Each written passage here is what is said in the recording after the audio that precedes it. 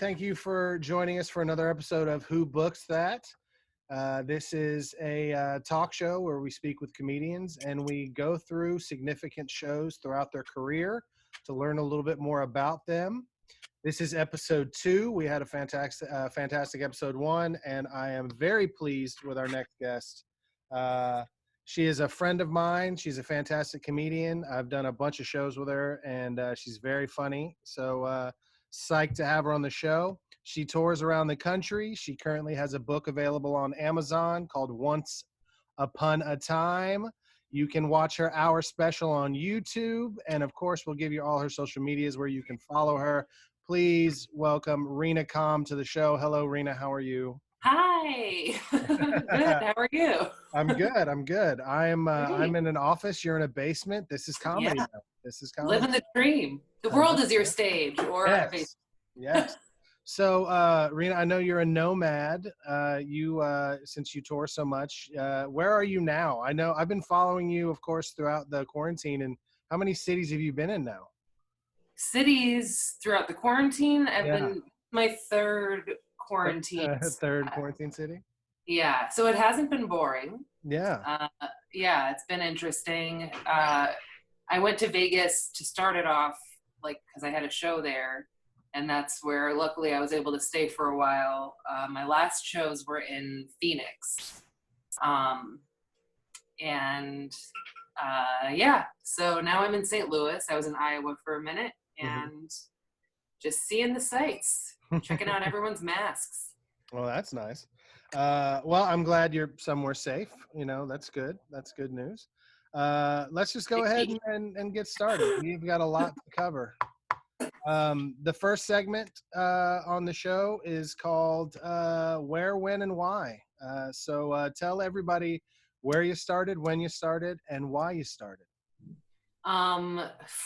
Why is one of those, looking at the questions for this made me think of how much this has all just happened. And it feels more like anything, like now is when I'm trying to go back and figure out what was my motivation, Yeah. Writing the story backwards. There had to be a reason because we're here. But I think I just was obsessed with comedy ever since high school. And one of my friends in school got me really into Strangers with Candy. And then she ended up moving to Chicago and working at Second City. And I was just I knew nothing about Chicago. I was from Massachusetts, still am. And I just thought it was so cool that all these SNL people and the Strangers with Candy group all came from Second City. And I didn't even know there was a lake, I just was okay. So I moved there when I was 21 and I did improv for a long time. And then stand-up started. Stand-up started because I had stopped doing all comedy for a while and got back into improv classes to try to figure out what the hell I was doing with my life. Yeah. And in improv classes where I met, that second round of improv classes where I met David Drake, and he and I started an open mic together. And that was kind of that wasn't my first stand-up comedy set, but that was the beginning of me doing stand-up, was that first night hosting that mic. And it got really popular just because he was really smart about the timing of it. There had been a big Sunday mic and it ended. And so ours started. And then all of a sudden, even though I was brand new to stand-up, my room got really popular and all the people who were the good people started coming to it. And no pressure. I just decided to black out for a year to make it all feel like I was fitting in. Yeah. What was the name of that room? What was the name of the mic? Three Dead Moose is the name of it. And it is dead right now, but it's still going. It's now hosted by my good friend Jake Knoll, and it's every Sunday night in Chicago when people can go places. And I just love it because it's its own little room. And that's kind of something that I feel like a lot of a lot of venues that are kind enough to let you do an open mic don't necessarily have a dedicated space to offer for such a thing. Yeah. So there were definitely times when like drunk Packers fans would come up there and it's like, man, nothing ruins an open mic like an audience. Is it a show up, go up mic, or was it always a show up, go up? Yeah, I mean, it went through phases. That first couple years, we were putting out like 60 comics every Sunday, and then it's gone through phases. I think like it gets usually about like 30 comics now every week when it's kicking. That's great. So I've noticed a pattern with a lot of comics I talk to, like when they say like, okay, like comedy for me started here, but that's not the first time I ever did it. But it's, you know what I mean? Like everybody has like an origin point, they feel, and then they have like their first time. Yeah. So tell me, what's your first time ever on stage? Like not improv, like let's skip over that. Like what's the first time you actually went up and did what you, or what we would call a stand-up comedy set? Do you remember the first time? What we would call You know what I mean. You know what I mean. the first time I ever talked into a microphone for entertainment. Yes, there you go. Well, this has two. I have two actually, and I can't remember. No, one I know which came before the other. One was when I was doing improv, and I lived with a very funny stand-up comic named Faye Canali, and she did an open mic every Monday and kind of convinced me to go to it. And that was when like Nick Vatterott and, you know, Hannibal were around in the scene there. And I can't remember who it was, but I did write some jokes. I mean, this was a long time ago where like my biggest one was about Lindsay Lohan and it was like news. Yeah, it was at the Mix open mic. And I remember somebody came up to me afterwards and complimented me by saying that, you know, my stage presence was really good. I just need to get some material. I got that same on my first time. That's exactly what I was told too. It was like, man, you're good on stage, but your shit is terrible. Yeah. Like, thank you. I mean, terrible. And that was what, there was a time after that though, and this was during the phase when all I was really doing with my life was getting drunk in bars. And it was time consuming. But I remember one time right about a blackout, that's where I was at. We were at this bar called Johnny O Irish Guys. It doesn't matter. They had an open mic in the basement. I did not do comedy. I was not aware what was going on. My friends who were always like, I want to say this to comics that are interested in starting comedy, maybe make sure you're the person of your friends group that everybody's like, you should try comedy. Or if not, you better be sitting on some real weird shit that nobody could imagine. But if your friends know what you talk about and none of them are like, you should do that, don't do it. Don't do it. Yeah. I concur completely. And all my friends, that's how you know. Yeah. People will tell you. They all kind of like pushed me into this open mic, and over time, especially having done an open mic, it's less of a story of the first time I did an open mic in Chicago and more a story of a time I drunkenly ruined an open mic. Like, I did well in my mind. I told a hack street joke and I blacked out, and I woke up with like 35 business cards in my bra and like Subway sandwich cards. People were into it, but I also like vaguely remember them pushing me to go up, like physically pushing me to go up first, just because they wanted us, me and my dumb friends, out of the fucking room. Oh my God. But the business cards made me feel like maybe I'm onto something. Yeah. Oh, nice. Oh, I love it. I love it. That's great. So when that's my origin story. When did you get bit by the bug? Like when was it that you realized like, I want to do now? My next, this kind of dovetails in my next question. My next question is like, do you remember the first time you ever killed? Which is like, was it before then that you got bit by the bug where you're like, no matter what, I'm going to do this? Or did you like crush one time and like, this is what I want to do? Like, do you remember the first time you ever killed on stage? What was my aha moment? Exactly. I wish we had sponsors. That would be amazing. I'm gonna send them this, and maybe they're an up and comer. They need us, maybe. Yeah. I need it. Yeah, man. I mean, I think right? When you say bit by the bug, Yeah. I think that I couldn't stop. It feels like less of a thing I decided to do and more of like a thing I couldn't stop from happening. That's very well put. No, that's very well put. I agree. And I mean, I tried to be a regular person. It did not. Yeah. And I remember my first real bomb, which so many other people did too. I tried something really weird and adventurous, and it's so weird to me how many people have come up to me and been like, I remember you did this weird thing about like math with paper at your open mic, and those moments like stick out. And I think honestly the fact that bombing that hard didn't discourage me from it is kind of an aha moment. Like the fact that I'm like, oh, that was humiliating, and here I am anyway. But then I also remember like being at that level where people were looking at me like, who is this chick? Everybody's at her mic. She kind of sucks, right? Improv or I don't know what, like haters. And also I sucked. And I remember going to this like cool guy open mic that was in a loft space. It was Jack Calhoun is the guy that ran it.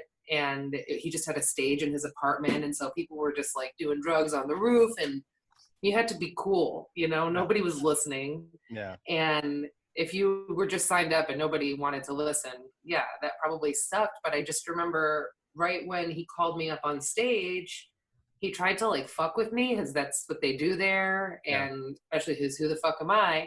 He tried to mess with me and like tease me with the microphone. I think it was bullying, but I played with it back, and I just kind of like gave him shit, and we did this weird, it wasn't even spoken, it was like a dance almost, like choreographed, like fucking with each other.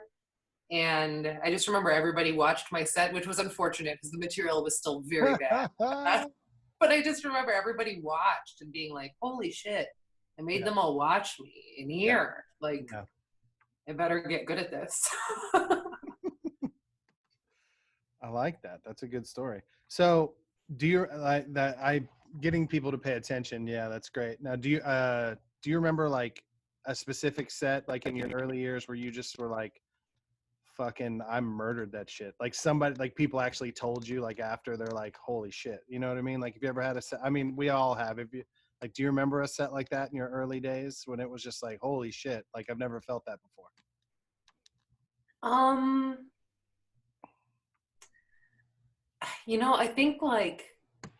think that was happening. Like, I think that I am really hard on myself. So I think that feeling you're talking about wasn't happening as much. Like it was happening like incrementally and along the way, but there's always that thing of like, what do I need to work on? Or what didn't work? Or what did I miss?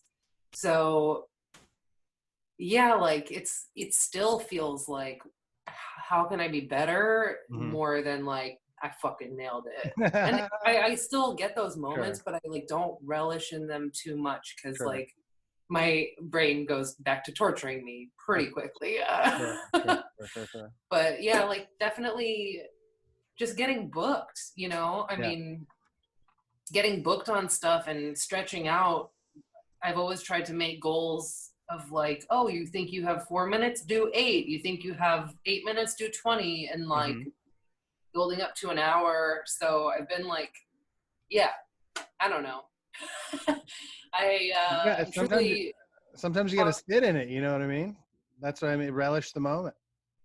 Yeah, and honestly, I got really, I everything you just said. Like I'm the same way. Like sometimes it's very hard to like just let it go and be like, oh man, I'm proud of that. You know what I mean? Because you're always like analyzing it or thinking about the next thing.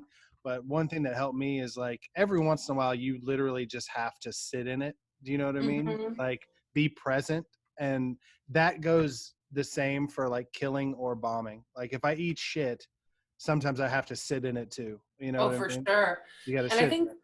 your question, I think what throws me off about it is asking about in the early days, because I think some of those moments where you really appreciate yourself and the set you just had when it goes Mm-hmm. well Mm-hmm. are more of a reflection on time past. Like, man, look at where you are now compared to 4 years Compared to where ago you or were. Yeah, whatever. sure, sure. And then you have access to that like pride as Yeah, opposed to yeah. like the regular voice of like, all right, well, that went really well this time, but Well, you're yeah. still a failure. Yeah. How many years in are you? um 9.5. 9.5. Well, I No, mean, I think not. that's another factor there too, is because like you mentioned it earlier, it's so much easier to remember the bad than the good. Do you know what I mean? So like you can pull back 9, 8, 7 years ago and be like, oh man, that was terrible. But that's so much easier than pulling back and being like, oh, do you remember that one night that was so great? You know what I mean? It's like Yeah. the brain compartmentalizes things differently. You know what I Yeah. mean? So There's also like, yeah, so I love doing it so much that like to try to pick the best moment, like all these questions that you're asking, like as soon as I picked a moment or a time, like except for the things of like when did you start, all sure. the other ones about favorites or worst, it's like, man, as soon as I think of one, there's like a list of Of ones it. that come flooding in. But Well, that's the whole thing is like with this, it's more like I want everybody that I'm talking to think like, don't feel pressure to have the absolute answer. It's more like, just give me one. Yeah. well, that's like when you come Yeah. to like talking about those moments when you feel that wave, it's like I Yeah. wouldn't do it this long if there weren't so many of those Of course. moments Of that course. like Of that course. felt amazing the whole Yeah. time. Sure. Sure. Sure. Sure. Well, let's move on to the next question and see if you can, like I said, again, just whatever you're feeling. Do you have a particular moment that you can remember where you actually felt like, oh, I'm a comic? Do you know what I mean? Like, imposter syndrome is a very real thing with all of us, I think. And I mean, personally, I don't think you are a comic until you've had some form of self-doubt and you know what I mean? So it's like, Honestly, if so it's you like, had have just, you had a moment where you were just like, do you remember a moment whenever like you were like, oh, like this isn't fucking around anymore. Like I feel like I'm a comic. You know what I mean? I Was mean, there a moment? honestly, even just this question that you're asking, like Yeah. if it had just cut out when you had said, honestly, are you even a comic? It would be like, well, that's the voice in the head. You know what I mean? Like Yeah. that's, I mean, I actually, it's funny because when I saw that on the list, my answer for that is the first time that I felt like I fucking crushed it at a New York club Yeah. made me feel like I'm really a comic. Yeah. Um, What was the club? and the New York Comedy Club. Okay. And I fucking had a great set. And I was intimidated. There's Hmm. people ahead and behind me that, you it lifts you up to want to be at least that good. And I felt like I'm impressing people that I look up to, kind of a thing. Yeah. And it's funny you bring up the imposter syndrome aspect of it, because the last time, and this is like, that was a few years ago, but the last time I was in New York, I did another spot at the New York Comedy Club. And I had been dealing with I made a post about it. I've been dealing with so much of this imposter syndrome just Hmm. because of, I mean, right now in the quarantine, it's a different thing to talk about because all the years that I spent wondering, like, should I have moved to New York? I'm Yeah. so glad that I'm not there Yeah. now, Yeah. It's really sad, but being on the road and not being in a scene where be a headliner, but that also meant I left Chicago and I was no longer getting a lot of the opportunities to work with bigger names, Hmm. or I wasn't parked anywhere like New York or LA where those bigger opportunities were just coming through. So when I went to New York, I was feeling a little bit of that imposter syndrome, not about my comedy as much Hmm. as that just depends on the day. For sure. But Yeah. when it comes to like career choices and stuff, and then I did well at the club, and I don't feel like it's a fun room, but you have Hmm. to have all the confidence. Yeah. It's not easy. Yeah. Um, and that one went well, and I felt great about that. And then they came up to me and had me sign a thing and handed me money, and I'm like, holy shit. I wasn't even here, and I got passed for paid work at the New York Comedy. I have friends that live in New York that can't Yeah. even get the Yeah. auditions or whatever, and Yeah. it just was like this huge burden lifted of being like, Yeah. okay, like I am on my path Mm-hmm. and it is taking me where it's Yeah. supposed to go, you know? That's an amazing moment. That's great. That's a great story. Thanks. Yes. No, I love hearing stuff like that. I love hearing stuff like that. So next thing, do you remember, and this could be several different answers. This could be like when you were in Chicago where you started, or it could be your first road one. Do you remember the first time that you were asked to headline? Like a legit headline, like you're the fucking headliner? Do you remember what it Yeah. was? Yes, I do. Oh I yeah. think Uh-huh. this is my first 45. Okay. I've definitely, one of my favorite comics in Chicago, Kelsey Huff. I remember we were doing a show together for a festival, and she was the headliner of that show. Mm-hmm. And I mean, with the billing and everything, Kelsey Huff and Friends. Mm-hmm. And I remember kind of just like sitting with her being like, headliner. She's like, I'm just going last. And that stuck with me this whole time of just making that difference in my mind of like, are you headlining or are Just going you doing last. 20 minutes going last? Yeah. Like, she fucking headlined that show. But yeah. that modesty is important, I think, to like Sure. keep perspective. Yeah. It's honest. And my first 45 it went that was my first tour, and I had gone down to Texas because I had to be with family. And on the way down to Texas from Chicago, it was all kind of guest spots and whatever I could get. Mm-hmm. And then on the way back up, all of a sudden I was just like closing stuff out. Mm-hmm. And then my last show, our second to last show, was in Springfield, Missouri. And I knew I was doing a show. I didn't know if I was going last. Maybe I knew I was going last, but I didn't know that it was 45 minutes. Mm-hmm. And it's that same thing with like in the first time I was in New York at the comedy club. This is probably that moment that I was proud of, where they're like, you're doing 6 minutes, but then like right before, like, oh, by the way, you're doing 8. And you're like, cool. And you have to act like you're not phased. Yes. All confidence. And nobody can see the panic as you're going through your notes in your head. You just, can't wait. And this 45, I just remember like all the local comics were trying to chat, which is one of my favorite parts of touring. But in my head, I'm just gonna have to write down everything I've ever said. Could you just like fuck off? Like, I need to really obsess on this for a while. Yeah. And that night was like weird for so many reasons. I was really proud of the mediocre set that I pulled off. Sure. Like, it wasn't a great 45, but it was a good enough 45. It was 45. Yeah. It was 45. Yeah, exactly. Yeah. And it wasn't bad. Sure. But I guess, I mean, leaving the stage though, you had that, no matter, like you said, it wasn't bad. It wasn't great. It wasn't bad, but you had that probably swell of pride. Like, I just did 45 solid minutes. Oh, that last 5 minutes when you know you've made it to the end of 40, like you're going to get there and you've already like, you know, you saved your closer and you're going to be able to at least walk off the stage to some laughter. And you just, that was huge. Yeah. And that also was the night I learned the lesson of always bring sheets with you on the road, because the place that I stayed was vile. And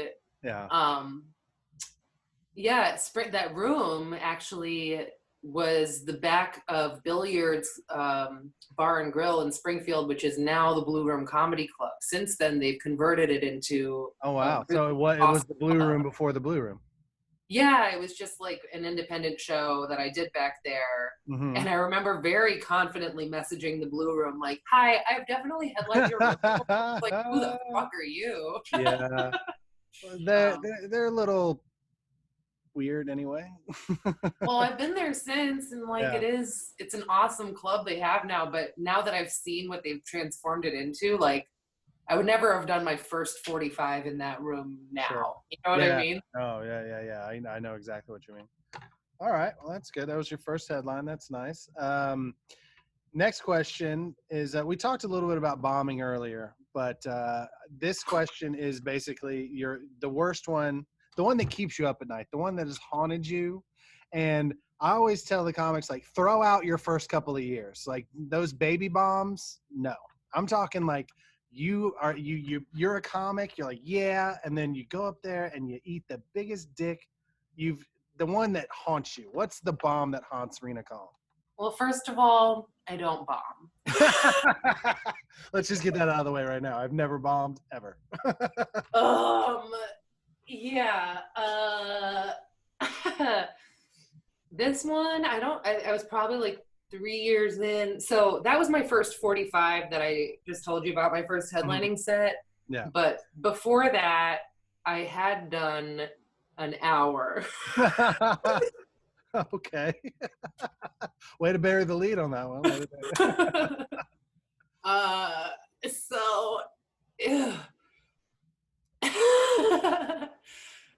there's a few that haunt me, but this one makes me, when I say it haunts me, it's like the bad I feel is still like, I can't believe I took that money. Oh, this is a good one. If you are like having remorse about accepting payment for it. Yeah, so I booked somehow a gig doing a let me just preface this by saying that I've done plenty of surprise comedy before. Oh yeah. Yeah. Oh yeah. I've done plenty of stand-up surprises. I also, for about a year or so, was doing ambush style lunchtime corporate murder mystery gigs. So I am not a stranger to an uncomfortable crowd that is not even interested in being there for it. This was, I got booked somehow to do a bachelorette party where... Oh my God, it's already starting so terribly. So I was the surprise comedian at a bachelorette party to do an hour for these ladies as a surprise on their party bus to go see Belinda Carlisle at Ravinia in Illinois. Oh my God. This is making my skin crawl just thinking about it. Oh my God. Let me tell you who loves stand-up comedy in that group. The maid of honor who booked me. Oh no. She wants to do comedy, I'm sure. Big fan, huge supporter, wonderful lady. This gig, I paid, I think, $400, which was like the bigger half. My rent was like probably $700 at the time, but still, I was like, cool. This is like gonna pay. So I had to take like a train. I was late. They're waiting to go on the party bus. They don't know why they haven't left yet. Oh my God. It's because of the surprise. And you know who didn't like comedy was everybody else, but especially the bride.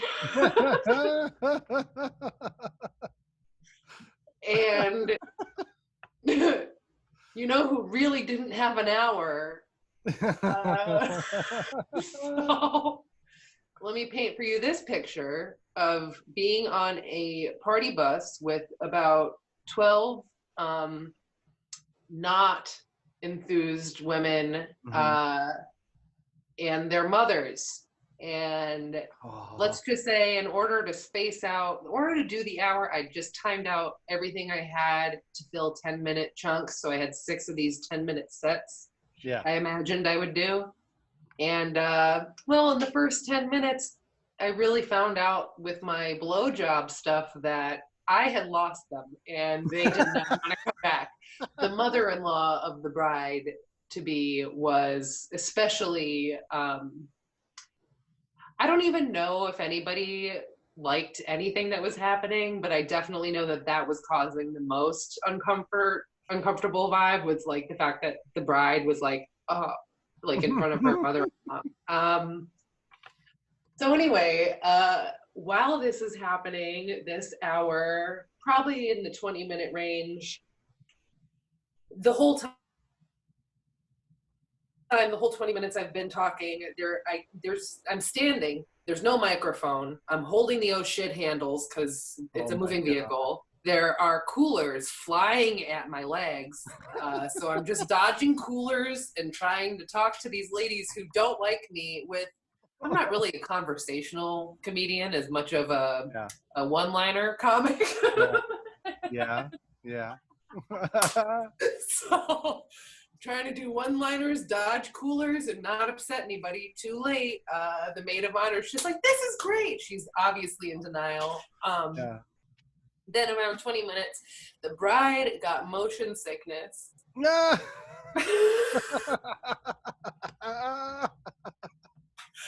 Had to sit up front. So I'm standing in the front by the driver, but she just sat like right here behind me. But she's like, "No, keep going." And so, Oh my God. I'm still I'm doing comedy in a way that's like not really telling jokes anymore. Every now and then riffing one out, but mostly being like, "Are you guys having fun? Are you okay? Are you guys having a good time? Are you having an okay time? Are you going to throw up? You guys, is this fun?" Doing a little bit of that. And then, it just kind of devolved into us kind of sitting around talking. And I was kind of like leading the conversation, but just like, anyway, we got to the concert and I fucked up my train schedule and I looked at the wrong line, and it turns out the train I needed to get back was not coming for 3 hours. So the first hour that I was waiting, I was like, "No, you guys have fun." And I just stood there for an hour, and then I think my phone died. And then a little while later, they come by and they see me still there, and we figure out what's happened. They're like, "You want to just come watch Belinda Carlisle with us?" And I did. I had a feeling that's where this was going. You were going to watch a Belinda Carlisle concert. It was real awkward. I don't remember their names, but I definitely never heard from them again. Oh my God. That is a special story because I've never heard one where you had to hang out with the crowd after. And not even right away. It's like I had to hang out with them, and they also knew I didn't want to because they were like, "Do you want to hang out with us right away?" And I was like, "No, no, no." And then an hour and a half later, they're like, "Are you okay? We're worried about you." All right. Come sit with us. Oh my God, that's a good one. I love it. I love it. The Belinda Carlisle is just the cherry on top of the shit Sunday. That is great. It doesn't keep me up at night, but like at least it hasn't. But it's like, well, fucking gonna think about it now. Oh no, that is amazing. That story encapsulates so many nightmare scenarios all in one. Do you know what I mean? Like, and I kept doing comedy. I mean, you start off bachelorette party on in a vehicle, moving. They don't want you to be there. No microphone. This is just like checking every nightmare box, and you're still doing it. This is literally an ode to the human spirit. Do you know what I mean? It's like just you persevere. Or I'm a very mental impressed. health crisis. Well, we're all having those, so it doesn't mean anything anymore. Those don't matter. We're all having that. Next thing, okay. Let's shift gears into something a little bit happier. What's a memorable show? Like when I say best show, it doesn't have to be the absolute end all be all best show you've ever done, because I know that's hard to classify, but just something that there are so many. Yes, that was something that you have a very fond memory of, be it your set or the venue, the producers, the vibe, whatever it is. Like, do you have a special moment that like right then I said, what haunts you? Like, do you have something that maybe is a happy place in comedy where you're like, this was a lot of fun? Like, tell us about one of those. I'll tell you what, my favorite moments on any show are always the times when I did something new and it worked. Mm-hmm. And there's nothing, that's what's going to keep me always trying to come up with new stuff. And honestly, the last time I was in Huntsville was a highlight for me because I did like half an hour and 20 minutes of that was new, and I felt like it went well. And it did. It was great. It was a lot of fun. It was, and I miss working on that stuff. And So yeah, anytime that happens, or anytime like crowd work pays off, where it's just like anytime I surprise myself and it goes well, is kind Mhm. of like, well, that was a victory of a night. Mhm. Um, and my favorite that came to mind is a show I did actually like a year ago today, Mhm. in Kansas City, Missouri. I'm in Missouri now. Weird. What do No. you know? It was in Kansas City at the Barrel of the Bottoms, Mhm. is the name of the. I don't know if they're in the same location, but that's like the name of the collective that runs kind of independent comedy. A lot of the Kansas City independent stuff out there. Mhm. Stephen Taylor is the guy that runs that. He's awesome, and honestly, this show came the day after one of the most experiences I've ever had doing, I mean, not that party bus, but wow, Mhm. like Yeah. such a horrible show the night before. Mhm. Um, and yeah, I mean, we were both just like, I think, in a really weird place after we had gone to this college town and got heckled by drunk ladies who thought they were being woke, but were actually like blacked out. Mhm. And uh, uh, anyway, the next night at Barrel of the Bottoms, uh, that was like, you asked like when I felt like a headliner, when I felt like a good comic. That show to me was like one of the times that I can remember feeling like I'm a good headliner. Like Yeah. that was a solid, strong, like that's how a show should feel kind of a Mhm. set. Mhm. And yeah, the crowd was, I never encourage heckling. Um, but there's just that sweet spot that nobody should ever try to attain, but happens by accident, where somebody in the audience is not a dickhead or an Yeah. asshole, but Mhm. they're just that level of drunk where they can't keep their words in, Mhm. and the timing of it is hilarious. Yeah. It's not a thing you can make happen. It like Yeah. is something that should never happen, but I can think of a couple shows like that where like the only reason it makes it more fun is because then they deserve you making fun of them, Mhm. and if you're able to make fun of them in a really fun way, then Yeah. well, that's hilarious, Yeah. you Yeah. know. Everybody has a good time, even the person you're making fun of. Yeah. Yeah, so nobody that wants to be this person is ever going to succeed at it, No. but No. No. No.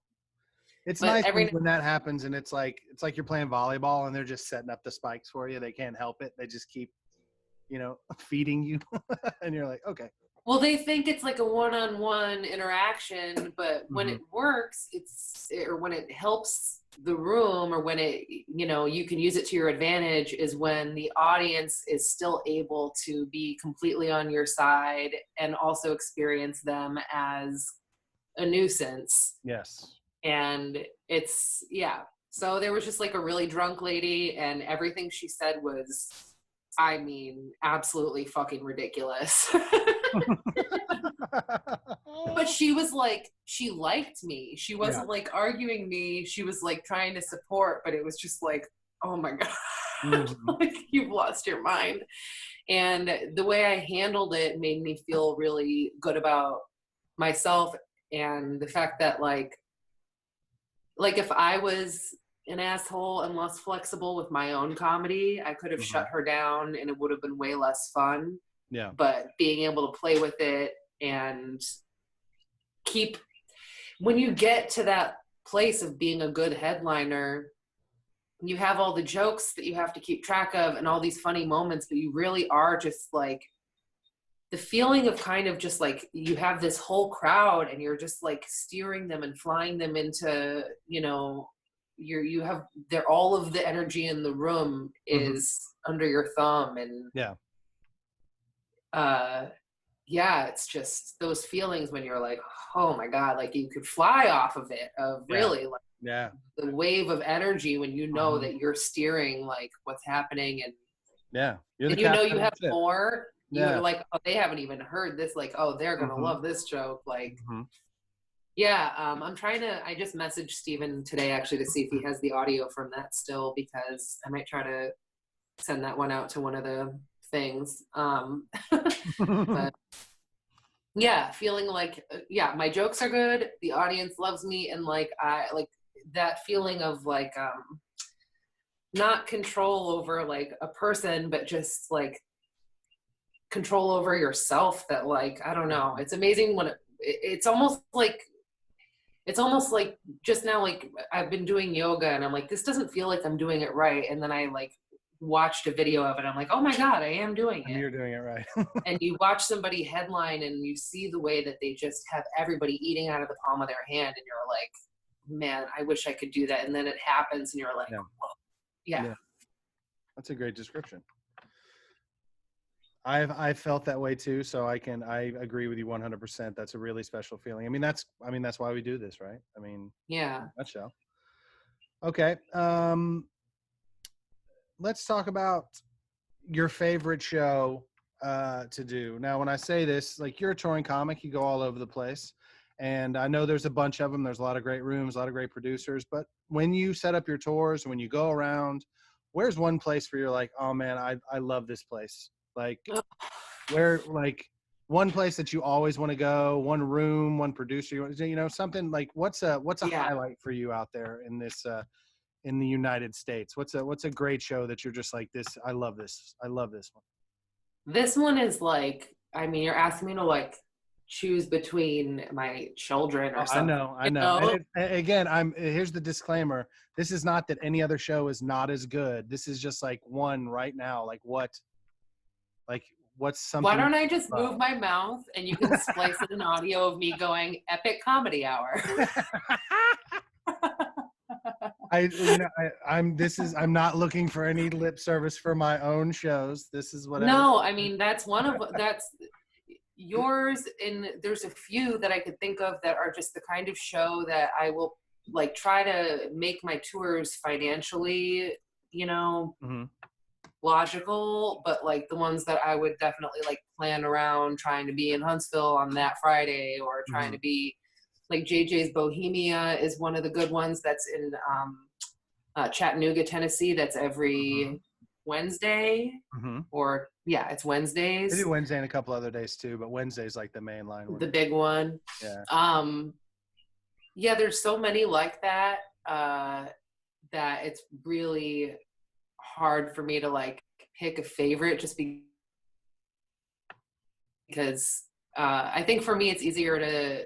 I think the show that I want to say is my favorite is Comedians You Should Know, because that's kind of one of the shows that I grew up in comedy, Of like love, course. Yeah. Yeah. and it's been steady of like when I'm in Chicago, that's now like one of the rooms that like I have to go to even if I'm not on the show, just because Mm-hmm. I don't know, that feels like Chicago comedy to me. Oh no, it's a major show. I mean, I think if you're a comic and you've been doing it a while, you know what CYSK is. You know what it is. Well, now I say them even more so because their show in New York is amazing and their Mm-hmm. show in LA is amazing, and it's been awesome to watch them build over. They've been doing it for 10 years now, and from a producer standpoint, it's awesome. They've created what Mm-hmm. feels like a New York comedy club in Mm-hmm. Chicago, Yeah. and so to me that's like, yeah, even more special than the actual New York comedy clubs in that way. But yeah, I love everything they do, all the albums I've seen recorded there.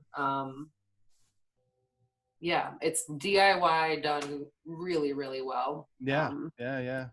I know Blake Burkhart is still a producer on that, and there's Blakey boy. yeah, Blake, and there's been a few that have come and gone. They've gone through some producers over the years, so but it's always been like a staple in the Chicago comedy scene, and I mean Yeah. it's like amazing when they expanded to New York and LA. So I mean, yeah, I mean one of the most well respected shows in the country. I mean, that's a good one, and I mean, you starting in Chicago, I mean, it makes perfect sense. I mean, that is a special show. I It's mean, one that's the that's one yeah. that I remember my first time going to CYSK. Mhm. Marty DeRosa, who's one of my absolute favorite comedians in the universe. I remember like watching the show. I was just a baby comic, and he came up to me and was like, "What'd you think?" What an asshole! No, just kidding. He's like, Yeah. "What'd you think?" And I was like, I remember telling him like, I see how much harder I have to work at this. Yeah. Like, Yeah. you see it done with standards like that, it Mhm.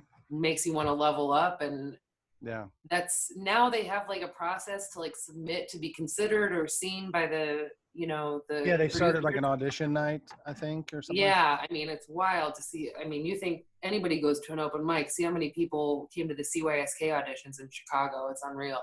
that. Yeah. Um, That and show's on my list. I want to do that show. I never have because when I go to Chicago, like I've hit them up before, and every time they're like, "Oh man, we'd love to have you, but we're just like we book like 8 months out," and I'm like, I "Well, shit." know So it's like it's a very difficult show to get onto as it a. is. So And it's it, like it's high. I've done a lot of shows across the country. That is very high on my list of a show that like I want to do. So I'm putting it out into the world. I want to do yes, when the world's I back am to too. normal. I'm Scott gonna get Eason there. is a comedian you should know. Thank you, Reena. That's all I need. I don't need to do the show anymore. I just needed that.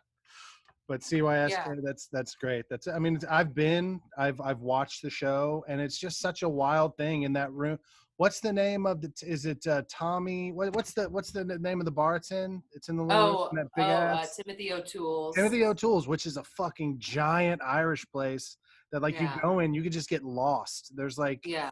rooms and shit everywhere, and then it's just like over there, and it's like I went and I was in Chicago in I think it was 2017, and I uh, I was doing shows at the Laugh Factory, and I left the Laugh Factory and I went over there and I met Rachel Weeks, Hmm. and Rachel was on that night, and I watched the show for the first time, and it was like it was sold out, but I Yeah, they was sell like. out every week. Exactly. But I was like, I can't remember who was working the door, but I knew them, and they were like, "Oh, just come, yeah, come on in, man, come on in." And like, I found like a little space that I could just like make myself small over by the bar and watch the Yeah. show, and it was just like everyone murdered, and everyone was great, but it was also the kind of show where I was like, I literally think you could get up there and just like. You could say anything right now and it'd get a laugh. The crowd was so electric and so hot. And it was like, one of those moments that all comics feel when I was watching the show when I was fucking burning up inside because I couldn't go up. Yeah. You know what I mean? Like And I I mean, wanted to go so bad and I couldn't. So I was like, I watched it and I enjoyed it as like a spectator, but at the same time, like it ate me up a little bit that I couldn't perform because it was so good. it was such a good one. Yeah, it was Yeah. amazing. Yeah. Yeah, I really do hope you get a chance to perform on their stage. Yeah. And I also I know that feeling very well, but also I'll say on that note, they do such a good job of keeping that standard where, because I have seen, they most of their lineups are like bulletproof. Like you Yeah. Yeah. couldn't, Yeah. Yeah. you know, and it's has that vibe of just people laughing the entire time. And I've seen people get in their head specifically about that show and just Mhm. go up there and yeah, I mean, you can bomb real hard in that room Oh, if you're I'm sure you can. I'm yeah, sure you can. It was just that one night I was there was just like magical. Like everybody yeah. just, you know what I mean? It was like No, that's how it it really was. usually is, and that's Yeah. like yeah, that's you've got the right instinct for being like, yeah, I want to get up there, and like that Hmm. proves that you should be up there and not somebody that's like, oh, I could never do that. Yeah. Because I Yeah. think Oh some yeah. Yeah. people watch it and Yeah. yeah. Okay.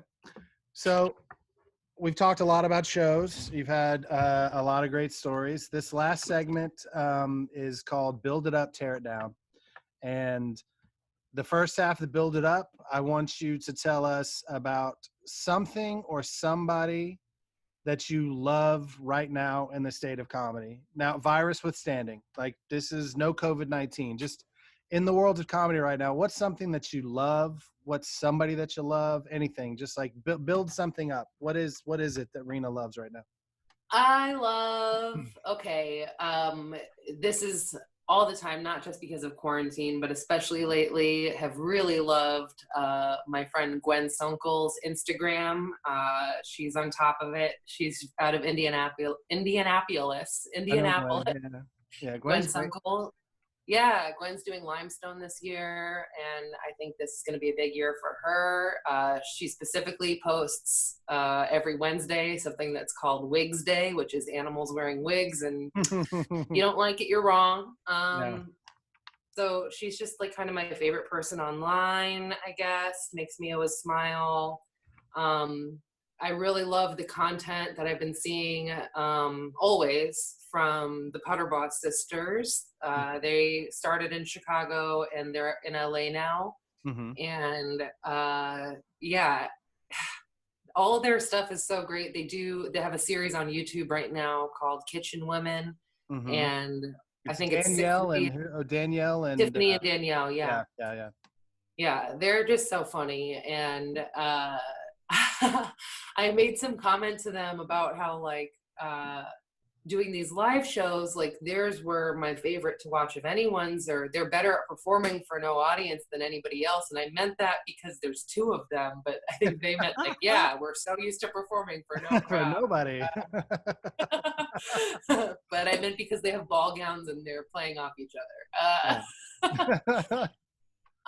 And I just also want to give a shout out to my friends in New York, just because New York is like any comic that's paying New York rent right now deserves to like get special booking privilege after all this clears up.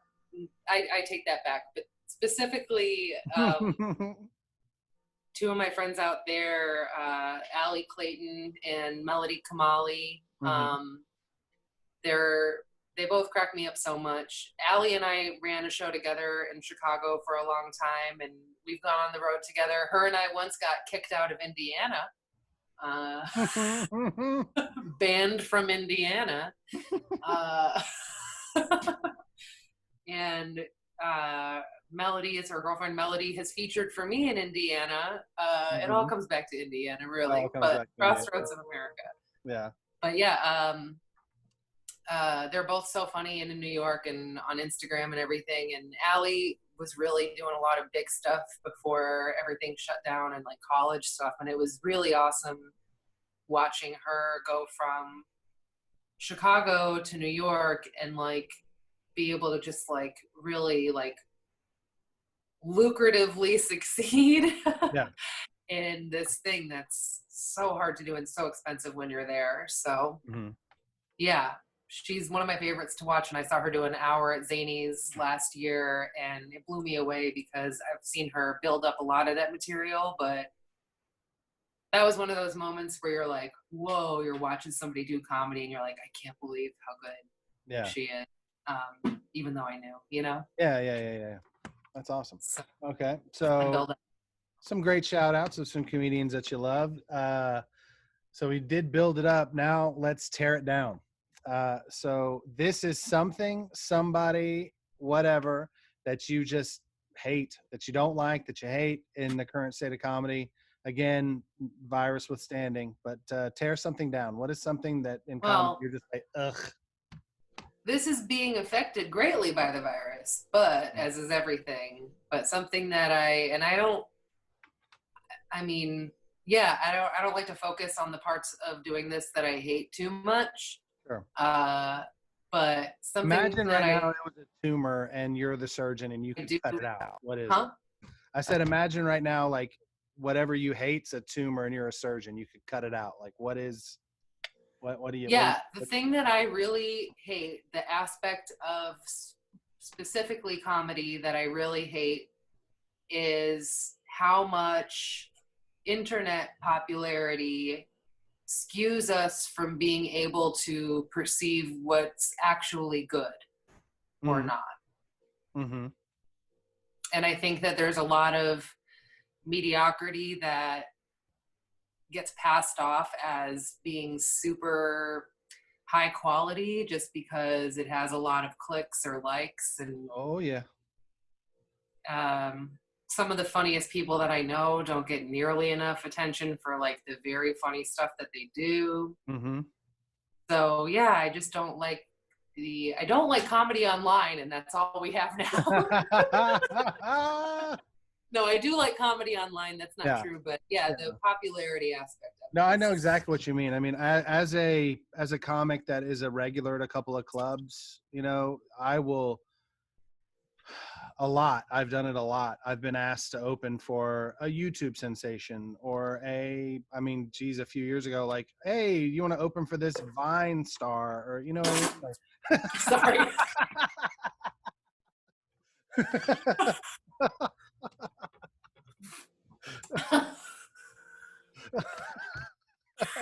That's the outtake from Nothing. the show. That's the thumbnail right there. Is like you doing that. It's amazing. But everything you just like, I have watched a packed club, like people literally like, I'm here to see this, you know, this internet person, and then I'm Yeah. backstage and I talk to them and I'm like, hey, they're like, yeah, I've got 10 million likes on my Facebook page, or you know, I've got 5 million subscribers on YouTube. I'm like, oh cool, how long you been doing comedy? They're like, oh, like I don't know, like 6 months. And I'm like, oh cool. And they're like, yeah, I didn't even really want to do it, but my manager was like, yo, we got to capitalize on this, so like let's get you. And it's just like their headline, like I won't even say their name. I worked with one of them who's just like, it was awful, and he's supposed to headline, and he did 19 minutes on stage from the headliner spot. Like 19, left the stage, people in the crowd like sat down because they thought it was like, they kept sitting because they thought it was a joke. They thought he was like gonna come back, but no, that was it. And like the club's like, you got to do at least 45, and he was like, I'm not going back out there, I don't have anything else. And it was just like, what? So it was like, I was like, I'll go, I'll do it. And they were like, Yeah. no, don't worry about it. And the show just ended. I was like, what the fuck is happening right now? So it's like, I've met a few of them. I've worked with some of like the internet stars, and like some of them actually pay respect, you know, they respect the art, and then they actually try. They've used that as a spring. Those are few and far between, but at least I can have some respect for that. If like you realize like, look, I have to work my way through this like anything else, even though I had a head start. But those are Yeah. really few and far between. So I mean, I echo your sentiment. It's a tough thing, especially for like people like you, me, and so many other of us that are like, this is our main line. Like this is what we want to do. It's not, you know, like for them, it's such just a secondary Or venture. like celebrities when like, I mean, Jeremy Piven comes to mind as he started doing comedy last year, and it's like he also seems to have a lot of trouble getting hired as an actor anymore.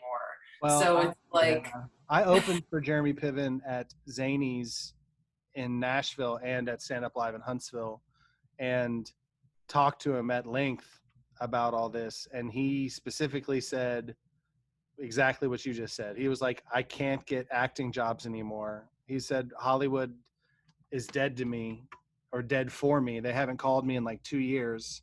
And it's yeah, like, so why don't we pay yeah. him way more money than you pay comics who have worked for decades at their craft just Yeah. because a bunch of people who buy tickets liked fucking Entourage. Like, Yes. that's what's happening. Yeah. I will say, working with, this was like right at the onset of like, when he, I mean, for lack of a better word, like he got all the accusations, like right when like Me Too was in a fever pitch, you know what I mean? So it was like a lot of that stuff like hadn't really formed yet, but it was like kind of a whisper. And it was, and like talking to him and everything like that, it was just like, oh, I can see why, you know what I mean? Like he had moments when he was like an all right guy, but then he had the Hollywood moments, and it was like, but I will Look, say when he got on two stage, of my friends have stories about him. Two of yeah, my friends oh, have personal stories about yeah, him. I know. I believe it. I believe it. I will say when he got on stage though, like obviously he's a natural performer. So like He cares about doing he does, well. he Like, does, he yeah. does. And he did not, which what I fully expected was him to 100% just be like, oh, I'm going to be Ari Gold on stage for an hour and people are going to love it. And he was like, that's the last thing I want to do. And he doesn't do any entourage jokes until like the last 5 minutes of a set, which I kind of respected. But then talking to him, come to find out, like his material at the time, and I'm Somebody's sure writing for him. it was Brian Callen. Yeah. Yeah, it was like he had a lot of other comics writing his material, and it was like, fuck. You know what I mean? It's just like on so many levels. I mean, I'm just, and it's one of those things as like, for me, like I'm just there for the paycheck. You know what I mean? I'm there doing club work, trying to get paid. I'm sorry. It's just so funny to ever talk about doing comedy as being there for the paycheck because, okay, Well, that means you have another job. Like, I do. But when I say that, what I mean is like I know sometimes, what, but yeah, you know, doing club work and stuff like that, it can be a lot of fun, but sometimes it's work. You know what I I was mean? supposed to open for Jeremy Piven and I got kicked off the shows and it was like enough shows that it was like my car insurance or my car payment. That was like $300 of shows that I got kicked off of very last minute. And I tweeted at him about it. And I said, hey, retweet this. I just got kicked off of Jeremy Piven shows at Laugh Factory. Retweet this if you think he should pay my entire car payment, my whole car loan. Mm-hmm. And it got a lot of retweets, and he ended up contacting the Laugh Factory and asked them to have me take it down because it wasn't his fault. And I'm like, okay, well. For a second, I thought this was going to be a happy story where he contacted the Laugh Factory. He was like, give her more work. He's like, no, fuck her. Take it down. Yeah, no, it wasn't a happy story. But anyway. Yeah. No, I understand. I was going to work for the paycheck for him, too. I'm not better than that. I'm just saying. No. Well, it's kind of like when you described like that bad show earlier on the party bus. Like, if here's the thing, as a comic, it's one of those scenarios where like if they gave you a checklist, they're like, here's what's gonna happen tonight. You're gonna be on a fucking party bus. Coolers are gonna fly at your legs. No one's gonna give a shit.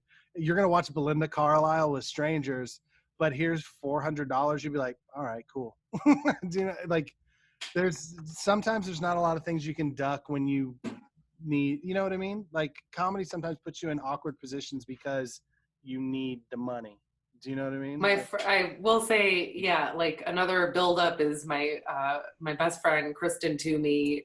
She's just one of the funniest people I've ever met. And I remember her and I were talking about just some of these shows that we've done in the burbs, especially, that are like, man, you just name every aspect of a nightmare and like all these weird factors, and I guarantee you they paid you $100. You drove 2 hours and you got somebody complained to the restaurant manager that your jokes were anti-Semitic. How much did you make? $100. $100. And you were happy to make that $100. Yeah, needed it. Yeah. Well, Reena, thank you so much for joining us. That was a great talk. You had a lot of great stories. Yeah. And I will tell you, no shit, I love watching you perform. You're one of my favorite comics, and I'm very happy to have you on the show. And I am very happy to have you on this streaming show. You're just a mess with this drink. I'm sorry. It's everywhere. It's just, at this point, it's everywhere. But thank you a lot. I have a problem with sincerity. No problem. You'll be joining us for Awesome Comedy Hour this Saturday night, May 9th. I think this is going to release this Friday on May 8th. So the next night on May 9th, along with a lot of other great comedians streaming on holdthephone.tv on Twitch. So if you want to see Reena do some comedy, you can do that on the 9th. And Reena, tell them all where they can find you on all your socials. I'm in a basement. Help. All right, street address. We need it. Well, honestly, and I'm going to say all that stuff, but, I didn't say Epic Comedy Hour because it felt like, lip service, like you said, but the amount of stuff you do with Huntsville as your base is incredible to me. And I'm so thankful that you've got live stuff going on now. And Well, I just hope that we're both a couple of the cockroaches that can survive this I comic agree. apocalypse. Yes. Thank you. That means a lot. I appreciate that. Yeah, I'll be a cockroach with you. Me too. Yes. Oh, you can find me on Instagram. Yes. Find me on Instagram. It's Reena Calm is my screen handle, and I'm on Facebook and Twitter too. I have a YouTube channel, but I'll post all that shit on Facebook and Instagram. I feel like subscribing to my YouTube is going to give me false hopes that I'll ever have enough to make a profit and give me pressure to put out more content on there. And it's like, you'll get what you get. But I do have some really good YouTube videos coming out in the next couple days. And I have a pretty new hour on there too. So awesome. The internet, ReenaCalm.com. All right, there we go. You can catch her on ReenaCalm.com on all our socials. Check out our hour on YouTube. And remember, Amazon.com. Check out her book. What's the title of the book, Reena? Tell them. Once Upon a Time. Once Upon a Time. It's great. Check that out. And thank you for joining us, Reena. And we look forward to seeing some live comedy from you when things go back to normal, hopefully. Right? Yeah. Come back to Huntsville, please, whenever. As much as possible until then. Yes. But thank you for joining us. And thank everybody for watching the show. We'll be back with more episodes of Who Books That very soon. You can find us on YouTube, just Scott Eason, my channel on YouTube, where you can find that.